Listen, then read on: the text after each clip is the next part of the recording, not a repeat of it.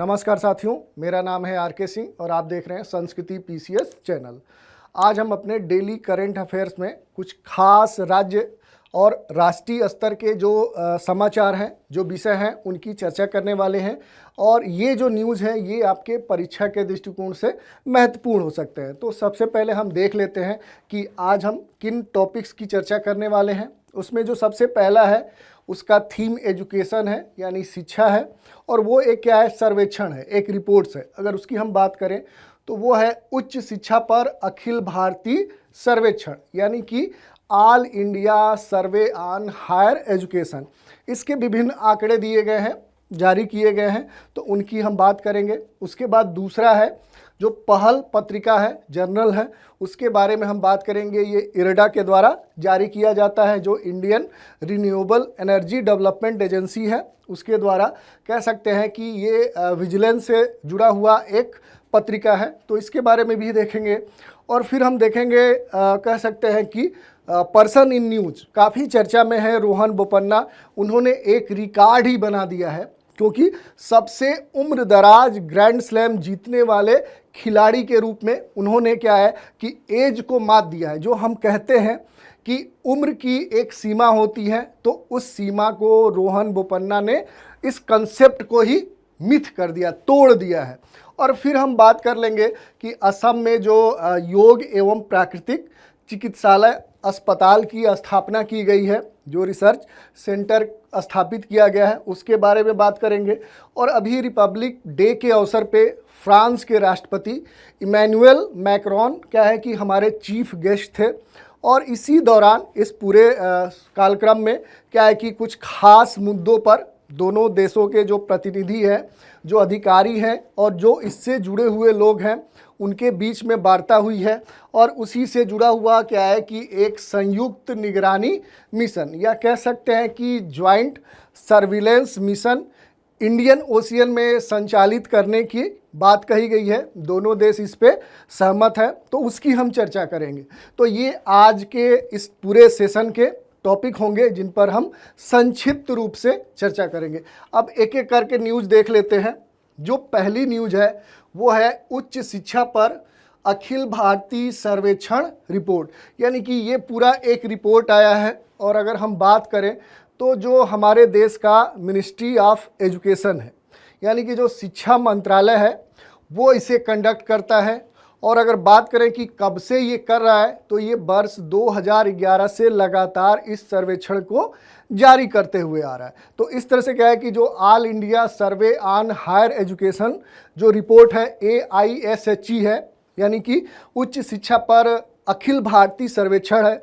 तो इसको क्या है कि शिक्षा मंत्रालय 2011 से जारी करता आ रहा है। अब हम अगर बात करें कि इसका पूरा ऑब्जेक्टिव क्या है, उद्देश्य क्या है, तो देश में जो भी उच्च शिक्षा के सभी संस्थान हैं, उनकी पहचान करना, उन पर नियंत्रण रखना, संबंधित जो गतिविधियां हैं उनको संचालित करना, ये उद्देश्य है। अगर दूसरे उद्देश्य की बात करें तो दूसरा उद्देश्य है कि उच्च शिक्षा के जो विभिन्न पहलू हैं उन पर सभी उच्च शिक्षा के संस्थानों के आंकड़े एकत्र करना, यानी कि कलेक्टिंग ऑल डाटा, और जो इससे रिलेटेड इंस्टीट्यूट है। अगर हम डाटा की बात करें कि किन आंकड़ों को एकत्र करने की बात कही जा रही है, तो उसमें पहला जो आता है वो नामांकन, यानी कि इनरोलमेंट। दूसरा आता है शिक्षकों के डाटा, और तीसरा होता है कि जो ढांचागत स्थिति है, जो इंफ्रास्ट्रक्चर है, उसकी बात आती है। और फिर कहा जाता है कि जो वित्तीय फाइनेंशियल जो जानकारी है वो आंकड़े इसके अंतर्गत शामिल किए जाते हैं। और इसी के साथ अगर हम बात करें कि जो शैक्षणिक विकास के संकेतक हैं वो भी इन्हीं पर आधारित हैं। अगर हम बात करें कि शैक्षणिक विकास के कौन से संकेतकों की बात कही गई है, तो इसमें संस्थान के घनत्व, यानी कि जो इंस्टीट्यूशन है उनकी डेंसिटी क्या है। फिर बात की जाती है कि सकल नामांकन अनुपात, यानी कि जो ग्रॉस इनरोलमेंट जो रेशियो है, ठीक है, तो उसकी बात कही गई है। फिर शिक्षकों और छात्रों के बीच में रेशियो क्या है, यानी कि छात्र और शिक्षकों के बीच में अनुपात क्या है। लिंग समानता सूचकांक क्या है, ठीक है।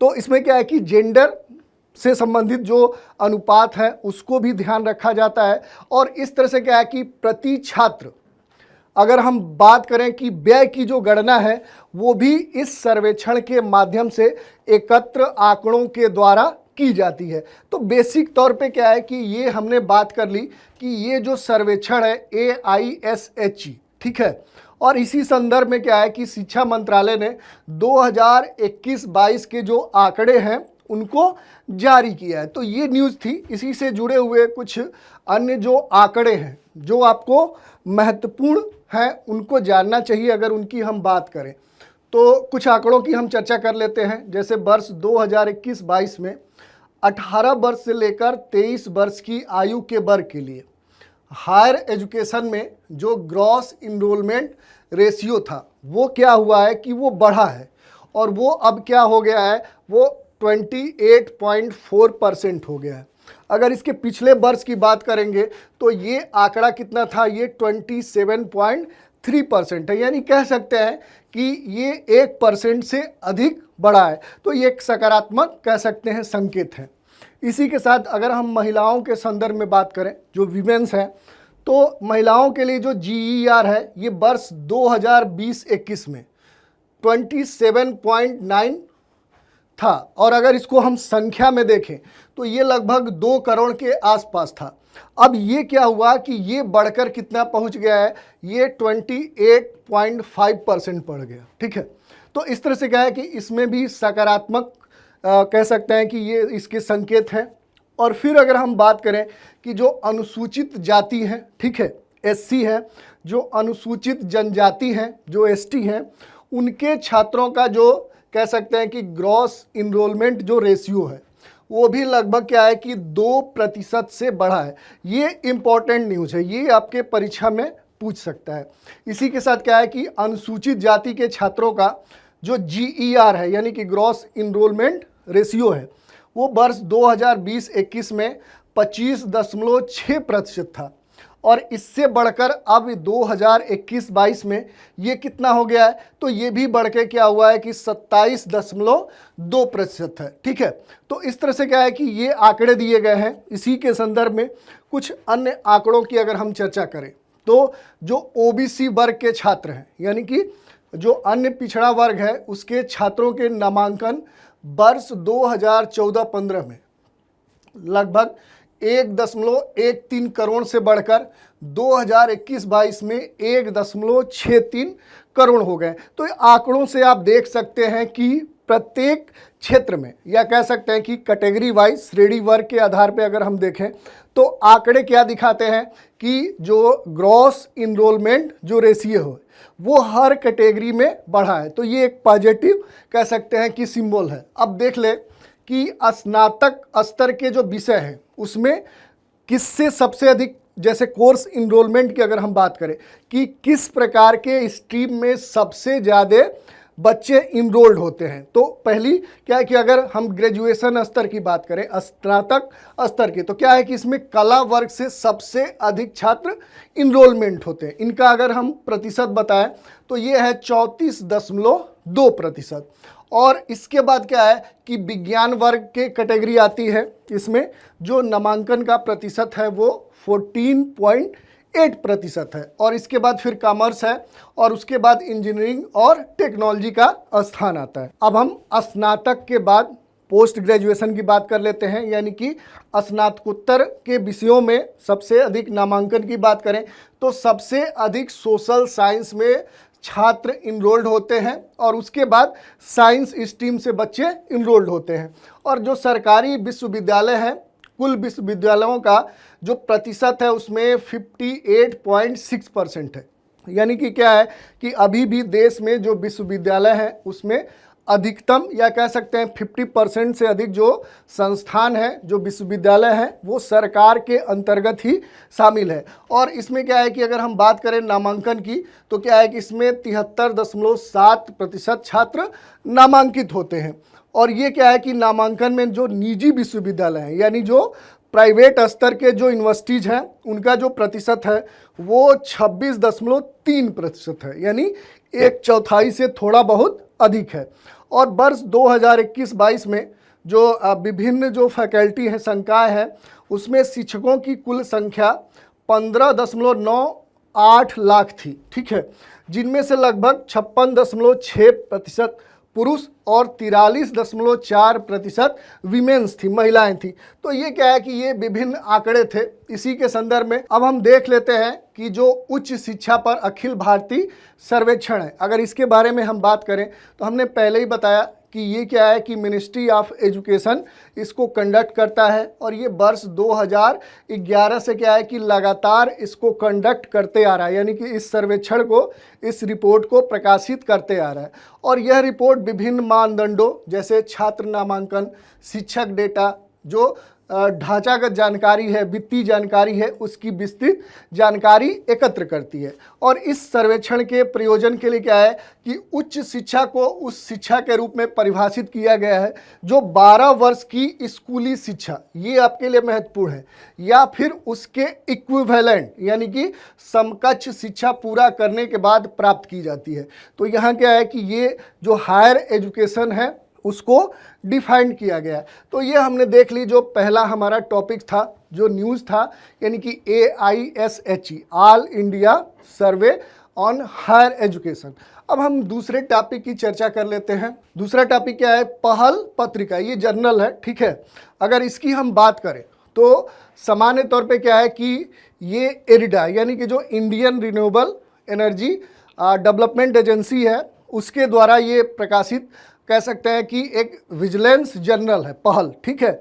और ये पोर्टल, अगर इसकी बात करें तो ये विसिल ब्लोअर पोर्टल के तहत, अगर एज ए पार्ट ऑफ कह सकते हैं कि विजिलेंस अवेयरनेस वीक 2021 के तहत ये प्रकाशित किया गया है। और मूल रूप से क्या है कि ये फ्रॉड, इलीगल जो एक्टिविटीज़ है, करप्शन है, या कह सकते हैं कि एब्यूज़ ऑफ पावर है, उसको रोकने के लिए इसको प्रकाशित किया जाता है। सामान्य तौर पे करप्शन के संदर्भ में जीरो टॉलरेंस के लिए ये कार्य करेगा। तो सामान्य तौर पे क्या है कि इसके बारे में हमने देख लिया। अगर हम बात करें कि इससे जुड़े हुए जो महत्वपूर्ण पहलू हैं, तो इस पत्रिका का जो उद्देश्य है वो व्यवहारिक चर्चा और जो रचनात्मक अभिव्यक्ति है उसके लिए एक प्लेटफॉर्म, एक मंच प्रदान करना, और इसी के साथ क्या है कि अस्थायी ऊर्जा प्रथाओं के प्रति जिम्मेदारी की भावना को बढ़ाना, और इस पत्रिका के माध्यम से जो इरेडा है इसके कर्मचारियों और उनके बच्चों की जो सक्रिय भागीदारी है उसको प्रोत्साहित करना है। न केवल जागरूकता बढ़ेगी इससे, बल्कि नवीकरणीय ऊर्जा विकास पर भी सकारात्मक प्रभाव पड़ेगा। और पहल की शुरुआत इरेडा के द्वारा पारदर्शिता, जवाबदेहिता और नवीकरणीय जो ऊर्जा है उसके पहल की प्रगति को बढ़ावा देने के लिए किया गया है। तो ये हमने देख लिया कि जो हमारा क्या था कि जो पहल जर्नल था उसके बारे में जो सामान्य बातें थी। अब हम बात कर लेते हैं कि पर्सन इन न्यूज़, उसमें क्या है कि हमने पहले ही बताया कि जो रोहन बोपन्ना है, ठीक है, ये एक टेनिस खिलाड़ी हैं और इन्होंने एक कीर्तिमान स्थापित किया है। वो कीर्तिमान क्या है कि विश्व में सबसे अधिक उम्र का खिलाड़ी जो कि क्या है कि किसी ग्रैंड स्लैम को जीता है, और वो भारत से बिलोंग करते हैं। तो इस तरह से क्या है कि इस कारण से ये खास चर्चा में है। और इन्होंने क्या है कि अपने साथी मैथ्यू एबडेन के साथ मिलकर क्या है कि ऑस्ट्रेलिया जो ओपन होता है उसका पुरुष युगल जो फाइनल है उसको जीता है। और इनके प्रतिद्वंदी कौन थे? तो वो बोलेली और आंद्रिया वावसोरी थे। तो ये भी आपके परीक्षा में पूछा जा सकता है। और अगर हम बात करें रोहन बोपन्ना से जुड़े हुए जो विभिन्न जो तथ्य हैं, तो अभी क्या है कि जो रोहन बोपन्ना है उनकी उम्र लगभग 44 वर्ष होने जा रही है। इनकी वर्तमान में उम्र 43 साल 329 दिन है, ठीक है। यानी जब इन्होंने ये मैच जीता उस दौरान उनकी उम्र लगभग 44 वर्ष होने ही वाली थी, लगभग 1 महीना बचा हुआ था। और इसके साथ क्या है कि सबसे अधिक उम्र दराज खिलाड़ी हैं जिन्होंने ग्रैंड स्लैम जीता है। इनसे पहले जो खिलाड़ी थे वो नीदरलैंड के थे, जो जीन जूलियन रोजर थे। उन्होंने क्या है कि 40 वर्ष में वर्ष 2022 में कह सकते हैं कि उनकी भी जो उम्र थी लगभग 41 वर्ष होने वाली थी। उन्होंने क्या है कि मार्सेलो ओरेबोला के साथ मिलकर जो फ्रेंच ओपन था उसमें जो पुरुष युगल था वो खिताब जीता था। और अगर हम बात करें कि रोहन बोपन्ना का ये कौन सा ग्रैंड स्लैम था, तो ये दूसरा ग्रैंड स्लैम था। इससे पहले इन्होंने एक और ग्रैंड स्लैम खिताब जीता था। अब आपके साथ ये प्रश्न है कि अच्छा, इन्होंने पहला ग्रैंड स्लैम कौन सा जीता था, ये आपके लिए क्या है कि एक प्रश्न है, आप इसे सर्च करिएगा। और इसी के साथ इससे पहले उन्होंने वर्ष 2017 में क्या है कि कनाडा की जो गैब्रिएला दाब्रोवस्की है उनके साथ मिलकर क्या किया, फ्रेंच जो ओपन मिश्रित युगल था वो खिताब जीता था। अब देखिए, हमने प्रश्न पूछा, उसके उत्तर आपको मिल गए, लेकिन क्या है कि आपको ये देखना होगा कि उस समय इनकी उम्र से जुड़ा हुआ प्रश्न पूछ सकता है, या पूछ सकता है कि जो इनके अपोजिट प्रतिद्वंदी थे वो किस देश से थे, तो ये भी प्रश्न आपसे पूछा जा सकता है।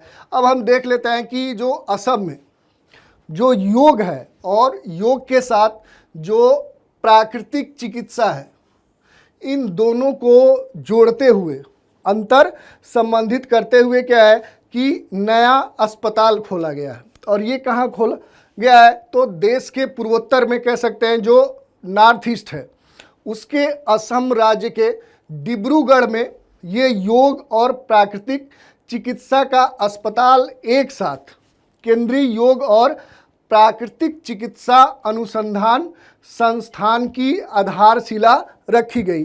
और इस दौरान क्या है कि असम राज्य के जो चीफ मिनिस्टर हैं, ठीक है, और जो केंद्रीय आयुष मंत्री हैं, ये दोनों लोग उपस्थित थे। अब बात कर ले कुछ जुड़े हुए जो तथ्य हैं, तो ये क्या है कि पूर्वोत्तर भारत का इस प्रकार का ये पहला अस्पताल है, यह रिसर्च सेंटर है, ठीक है। यह क्या करेगा कि जो योग है, जो अपने देश का एक खास कह सकते हैं पद्धति है, योग और जो प्राकृतिक चिकित्सा है, जो नेचुरल क्या है कि हमारे देश में जो थेरेपी होती है उसके क्षेत्र में शिक्षा, निवारक स्वास्थ्य सेवा और जो अनुसंधान है उसके लिए क्या होगा कि एक बेंचमार्क स्थापित करेगा, ठीक है। तो ये क्या है कि हमारे देश में जो योग है, जो प्राकृतिक चिकित्सा है, इन दोनों को जोड़कर एक तरह से कह सकते हैं कि देश में एक नई पद्धति को विकसित करेगा। और केंद्रीय योग और जो प्राकृतिक चिकित्सा संस्थान है, ये योग और प्राकृतिक चिकित्सा में वैश्विक प्रचार और अनुसंधान के लिए एक अंतर्राष्ट्रीय सहयोग केंद्र के रूप में भी क्या होगा, कार्य करेगा। यानी कह सकते हैं कि ग्लोबल वर्ल्ड में भी क्या है कि इसके द्वारा हमारे देश का प्रचार प्रसार होगा।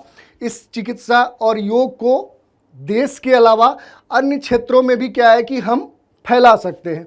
और यह साक्ष्य आधारित अनुसंधान के माध्यम से मौलिक जो पहलू हैं और चिकित्सा की पारंपरिक प्रणालियों और प्रथाओं की जो वैज्ञानिक मान्यता है उसको ध्यान में रखते हुए स्थापित किया गया है। और यह संस्थान योग और स्वास्थ्य देखभाल इसके क्षेत्र में क्या है कि एक स्टार्टअप की तरह कार्य करेगा, इंक्यूबेशन सेंटर के रूप में भी कार्य करेगा। तो ये बातें कही गई हैं। अब सबसे अंत में जो न्यूज़ है उसको देख लेते हैं। न्यूज़ क्या है कि भारत फ्रांस संयुक्त निगरानी मिशन, ठीक है। तो अभी क्या है कि फ्रांस के जो राष्ट्रपति हैं या कह सकते हैं जो प्रतिनिधि हैं इमैनुअल मैक्रोन, वो अपने देश में रिपब्लिक डे का जो कह सकते हैं कि सेरेमनी हुआ था उसके चीफ गेस्ट बनाए गए थे। और उसके लिए वो अपने देश में आए हुए थे, उनके साथ अन्य जो अधिकारी कर्मचारी या उससे जुड़े हुए जो प्रतिनिधि थे वो भी साथ थे।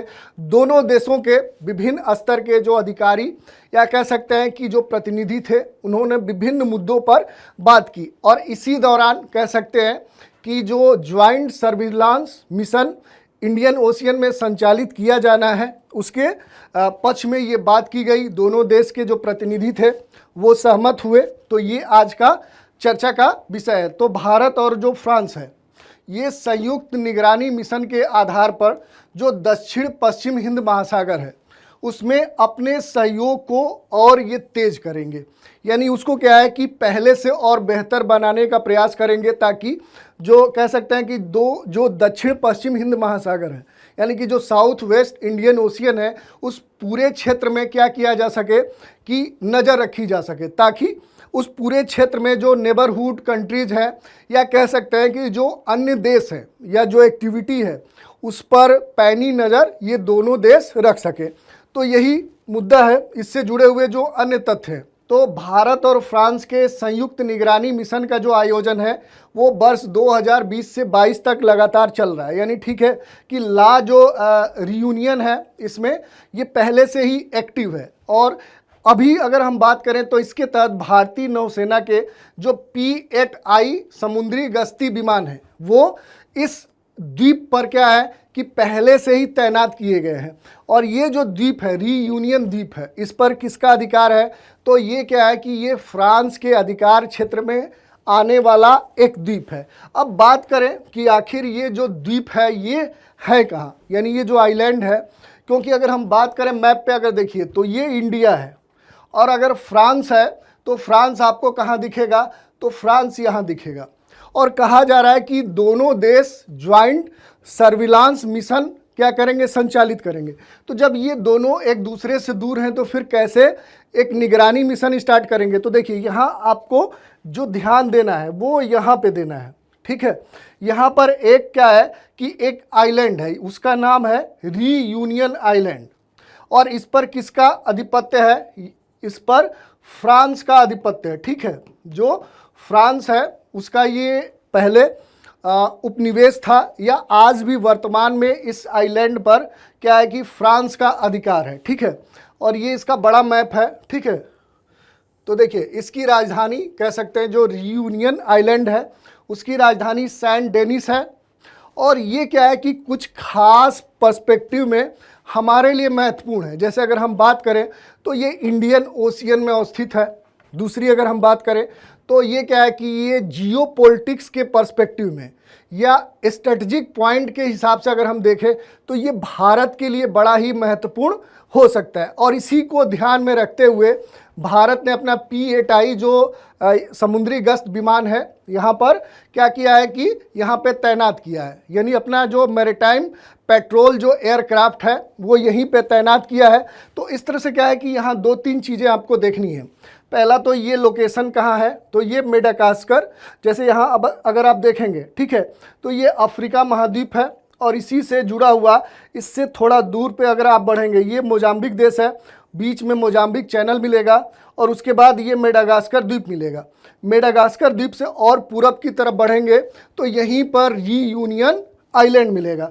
देखिए ये अन्य तथ्यों के हिसाब से भी भारत के लिए महत्वपूर्ण है। कैसे है? क्योंकि अगर सामान्य तौर पे अगर हम देखें तो भारत में जो वर्षा होती है वो सबसे अधिक दक्षिण पश्चिम मानसून के द्वारा होती है। और यहाँ से अगर आप देखेंगे तो ये भारत से ये द्वीप दक्षिण पश्चिम में अवस्थित है। तो रिसर्च या R&D के स्तर पे भी अगर हम देखें तो ये जो द्वीप है ये भारत के लिए महत्वपूर्ण हो सकता है। दूसरा, ये पूरा जो इंडियन ओशियन है उसके दृष्टिकोण से देखें तो भी ये भारत के लिए महत्वपूर्ण हो सकता है।